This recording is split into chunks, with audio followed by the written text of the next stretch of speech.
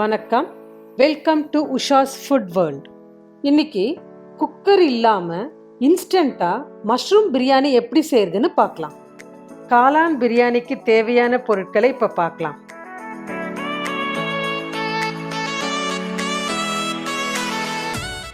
முதல்ல மஷ்ரூமை கழுவிட்டு இப்போ நான் காட்டுற மாதிரி கட் பண்ணி கருப்பாகாமல் இருக்கிறதுக்காக தண்ணியில் போட்டு வச்சுக்கோங்க.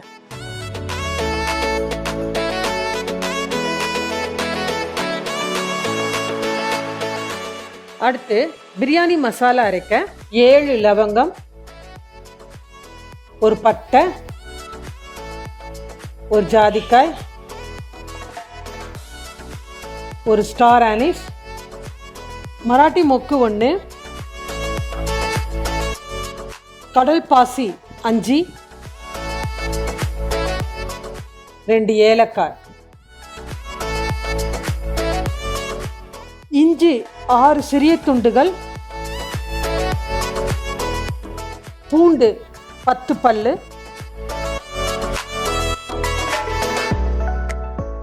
எல்லாத்தையும் போட்டு மிக்சியில் அரைச்சி எடுத்துக்கோங்க.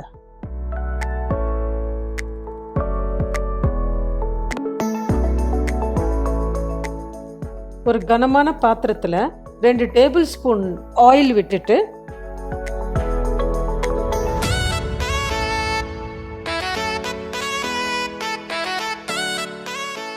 சூடானதும் முந்திரி திராட்சையை போட்டு செவக்க வறுத்து எடுத்து தனியாக வச்சுக்கோங்க.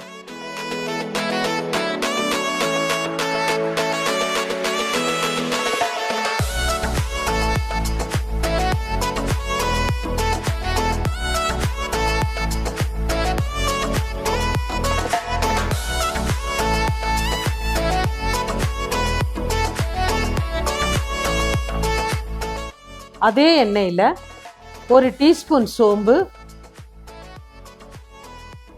நறுக்கிய வெங்காயம்,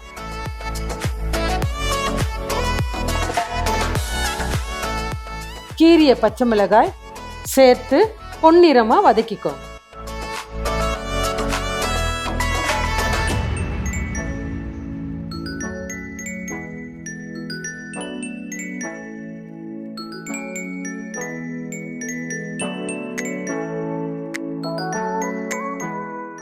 வெங்காயம் நல்லா ப்ரௌன் ஆனவுடனே மஷ்ரூமில் இருக்கிற தண்ணியை புழிஞ்சி போட்டு வதக்குங்க.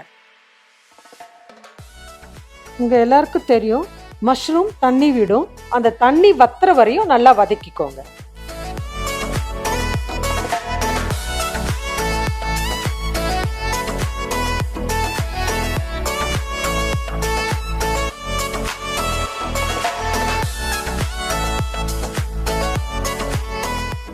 தண்ணி நல்லா வற்றி பச்சை வாசம் போன உடனே நம்ம அரைச்சி வச்ச மசாலாவை சேர்க்கணும்.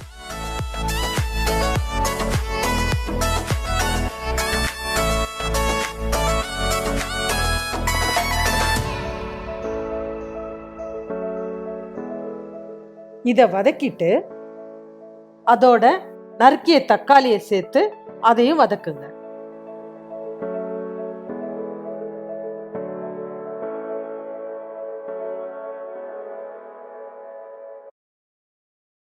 இப்போ இதில் 1 டீஸ்பூன் மஞ்சத்தூள்,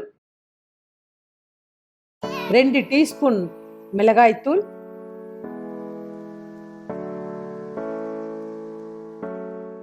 1 டீஸ்பூன் தனியாத்தூள், நறுக்கிய கொத்தமல்லி இலை, 1 டேபிள் ஸ்பூன் அரைத்த புதினா விழுது. அப்படி இல்லைன்னா ஃப்ரெஷ்ஷாக புதினா இலையை சேர்த்துக்கலாம்.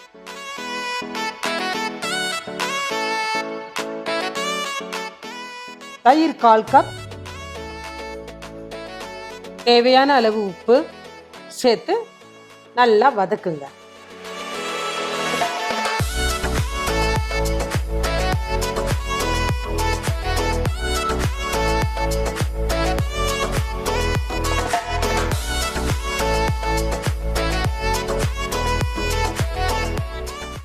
மசாலா நல்லா வதங்கின பிறகு பாஸ்மதி ரைஸை நல்லா கழுவி தண்ணி இல்லாமல் அதில் சேர்க்கணும்.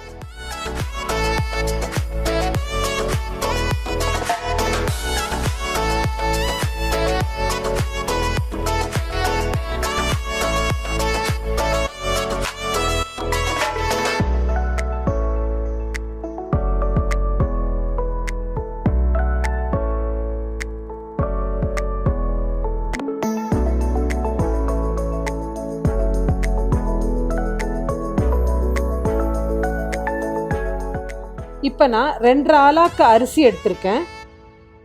இதுக்கு 6 கப்பு சுடு தண்ணி ஊற்றணும்.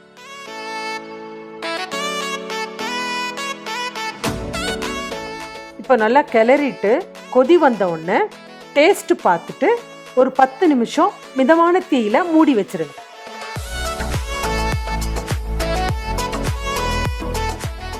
பத்து நிமிஷம் கழிச்சு திறந்து கிண்டி பார்த்தீங்கன்னா அடியில கொஞ்சமா தண்ணி இருக்கும்.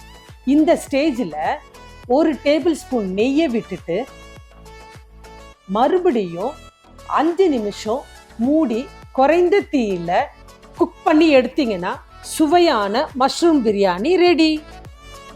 இந்த மஷ்ரூம் பிரியாணியை ராய்த்தாவுடன் சுவைத்து மகிழுங்கள். இதை நீங்கள் வீட்டில் செஞ்சு பார்த்துட்டு மறக்காம என்னுடைய சேனலை சப்ஸ்கிரைப் பண்ணுங்க. மீண்டும் உங்களை வேறொரு டிஷ்ஷுடன் சந்திக்கிறேன். நன்றி.